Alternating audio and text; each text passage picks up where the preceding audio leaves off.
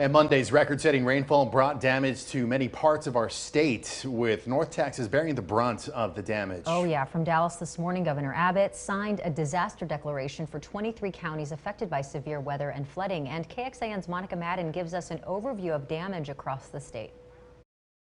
These storms caused damage all across the state, from way west in El Paso, where the storms caused scenes like this. The disaster was also felt over in the East Texas area near Tyler, where a tornado touched down in Winona on Monday night.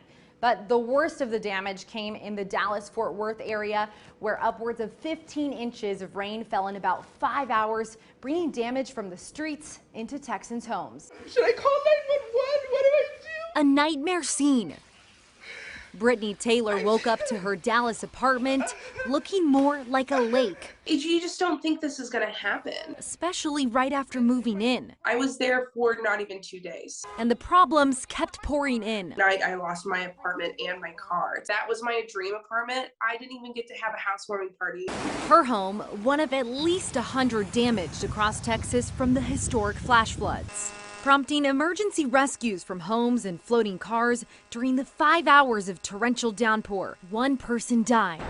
The record rainfall leading the state to deploy resources. What people in the Dallas area, as well as this entire region, sustained was an extraordinary challenge. A summer's worth of rain dumping across Texas cities, from DFW to El Paso to the Tyler area. You're happy to see the rain, but I'm not happy to see this, where an EF1 tornado added to the destruction. No major damage reported in central Texas, but this creek behind me flooded to its highest level since 2015, pouring over out here onto this busy street in downtown Austin during peak rush hour.